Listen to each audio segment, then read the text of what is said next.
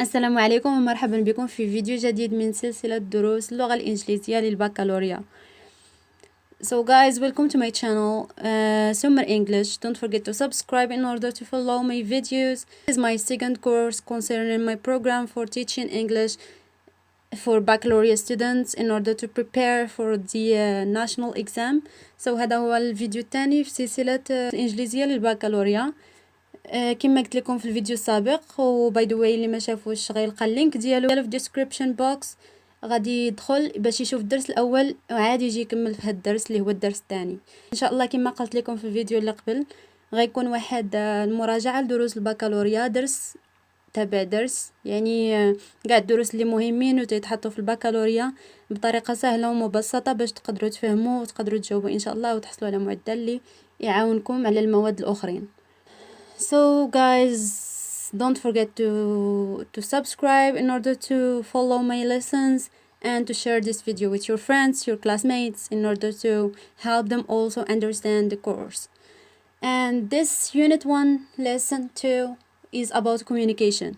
هاد دروس التواصل هما اللي ساهلين بزاف، تيخص انهم تحصلوا فيهم على النقاط باش يعاونوكم باش تجيبوا معدل زوين، يعني تيكونوا specific to the point، يعني تيكونوا باينين شنو خاصكم تجاوبوا، يعني لا حفظتوا غير واحد الاكسبريشن وحده، واحد الجمله وحده باش تعودوا تجاوبوا، او تعقلوا اين اللي كتستعمل في هنا، اين اللي كتستعمل for example في request، اين هي اللي كتستعمل مثلا في opinion، في giving or asking for opinion، ولا مثلا about asking for permission etc. المهم هاد الدروس كامله غادي نطرقوا لهم في فيديوهات ان شاء الله، ولكن خلونا اليوم نركزوا على الفيديو ديالنا اللي هو about making and responding to requests. So guys, a request is when someone asks somebody to do him or her a favor، يعني فاش تكون شي حد تيبغي يطلب من شي حد انه يدير ليه واحد الفيفر، يعني يعاونو في شي حاجه. So guys، هنا عندنا examples ديال making and responding to requests. For example we have I wonder if you could، يعني ما عرفتش واش تقدر دير ليا هاد الحاجه كما كنقولوا حنايا ولا لا، يعني I wonder if you could open the window ولا open the door ولا give me your pen or anything.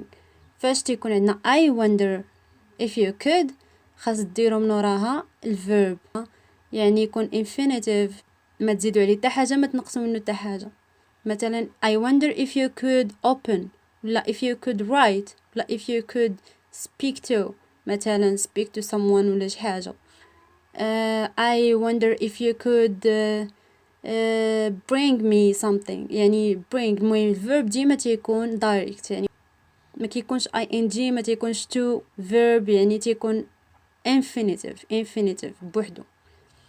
عندنا مثلا نقدروا نقولوا can you open the door please، can you open the door please، يعني هذه سهلة بزاف.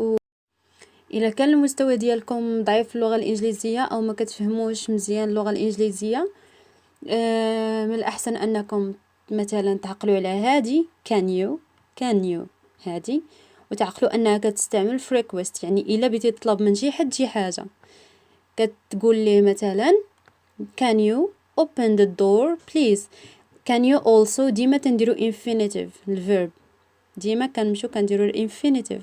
هنايا عندنا example 3، عندنا would you mind if you give me some water، يعني would you mind if you، هنايا كتكون حتى هي polite، يعني would you mind if you this or do that، يعني كتشد الفيرب نيشان حتى هو كديرو معاه، يعني خاصكم غير تعقلوا على وحده في هادو وتعودوا ديما تاخدوها وتديروا من بعد منها الفيرب اللي عندكم في statement اللي عاطينكم، وديك الساعه غتجاوبوا. هنايا عندنا would you mind، هادي واحد الكيس اخر. هنايا would you mind فاش تكون عندنا would you mind كنديروا ing في الفيرب، يعني opening مثلا would you mind writing a message for example would you mind giving me your pen. anyways ديما الفيرب خاصنا نزيدو ليه هنايا ing الا بغيتو تستعملوا would you mind، or you can use could you give me a pen please، could you give me a pen please. this please is used just for being polite، يعني كتستعملها باش تبان انك كتهضر باسلوب زوين، حيتاش من طبيعة الحال انك كتطلب من اخر شي حاجة، دونك خاصك تطلبها بأدب. so could you give me a pen please. دابا ندوزو الا بغيتو تجاوبوا على الريكويست، الا شي حد طلب منكم شي حاجه وبغيتو تجاوبوه.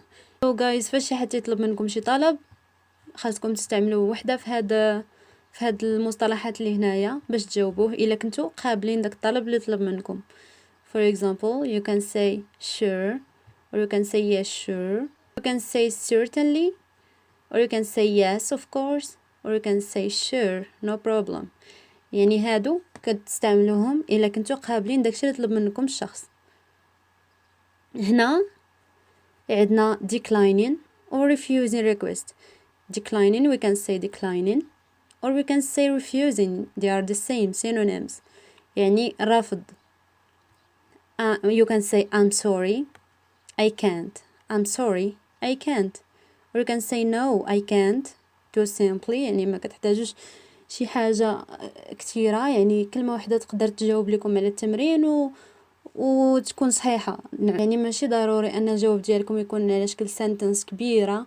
استعملتو مثلا غير no I can't راه جواب صحيح.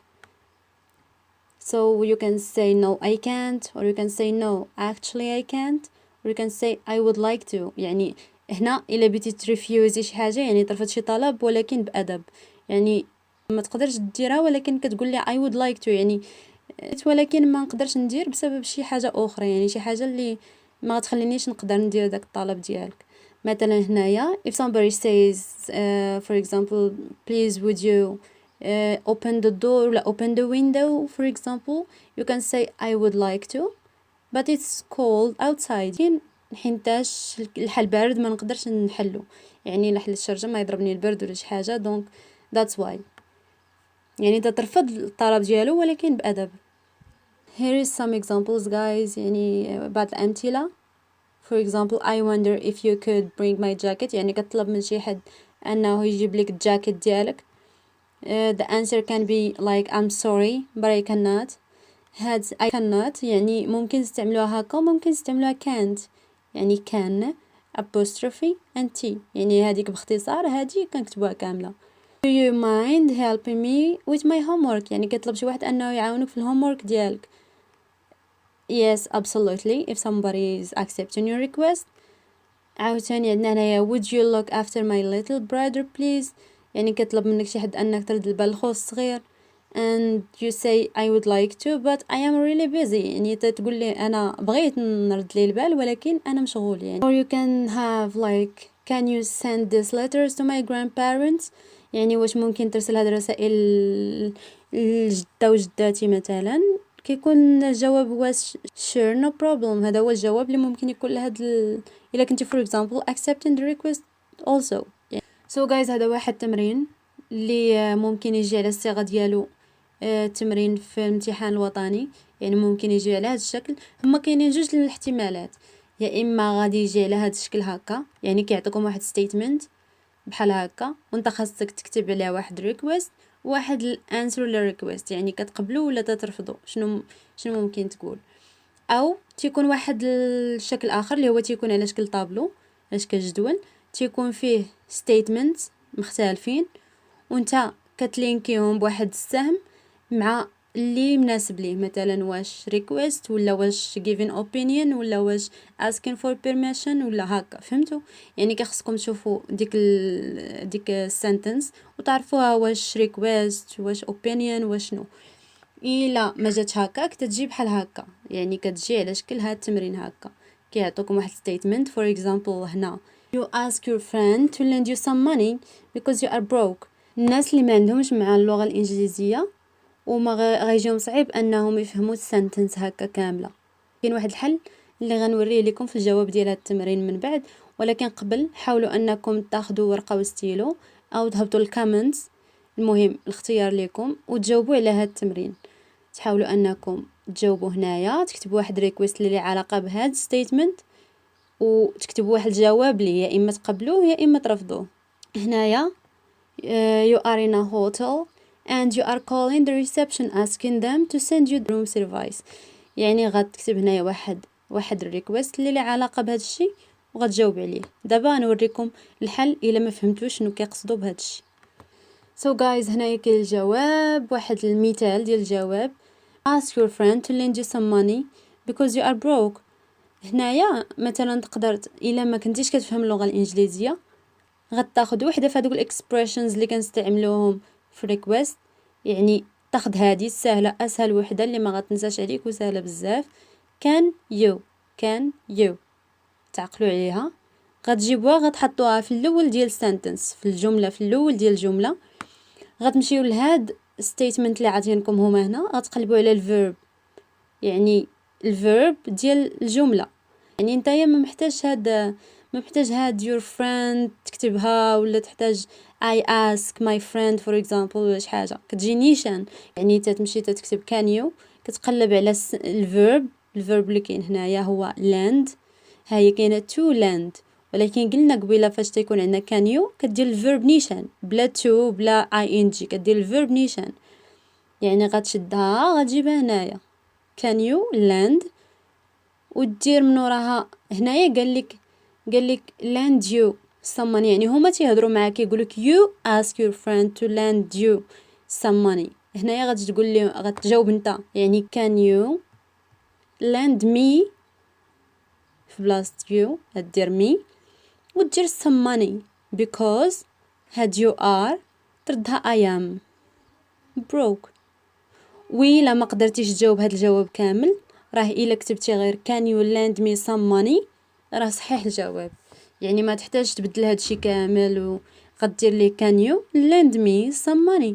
المهم انك دير لهم واحد الريكويست ودير علامه استفهام بطبيعه الحال. هنايا انا نسيت question mark ولكن باينه. هنايا كنجاوبوا، يعني شي حد غيجاوبك على ديك ستيتمنت ديالك. كنقولوا مثلا I'm sorry I can't. هنا you are in a hotel and you are calling the reception asking them to send the room service. يعني نتايا you are in a hotel، يعني غتشوف hotel غتلقى and you are calling to call the reception asking them to send the room service. هنايا غدير would you mind ولا can you ولا اي حاجه، واخا تحفظ غير وحده. هو من الاحسن الا تحطوا جوج في الامتحان، من طبيعه الحال خاص كل وحده دير فيها حاجه مختلفه، ولكن ما غالبا تتحط وحده. يعني غدير would you mind، غتاخد الفيرب تاني اللي كاين في هاد السنتنس، ماشي you are calling. هنايا تيهضروا معاك هما تيشرحوا لك ستيتمنت، يعني the reception asking them to send يعني هاد send هو الفيرب. قلنا قبل فاش تيكون would you mind من وراها تيكون ing. خاصكم غير شويه التركيز. الجواب نديرو مثلا yes of course.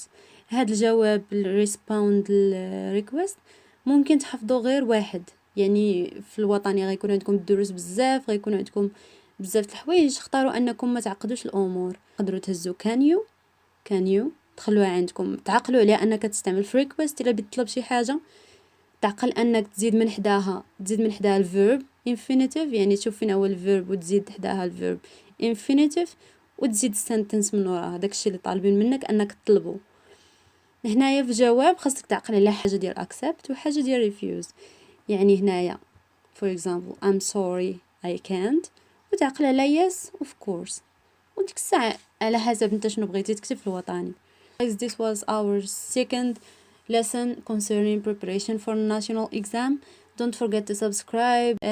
Anyways اللي عنده اي سؤال او comment او بغا يسول على شي حاجه تقدروا تسولوني في الكومنتس or you can add me on Facebook ولا on Instagram، غتلقاو اللينك في الديسكريبشن. تقدروا تسولوني على اي سؤال او شي درس اللي ما كتفهموش مزيان وبغيتو فيه مراجعه ان شاء الله. المهم الاراء ديالكم questions اي حاجه بغيتو تسولوا عليها فيما يخص الانجليزيه البكالوريا او الانجليزيه بصفه عامه، you are welcomed and don't hesitate to ask me. So guys, take care of yourself and share this video with your friends, and see you in the next video.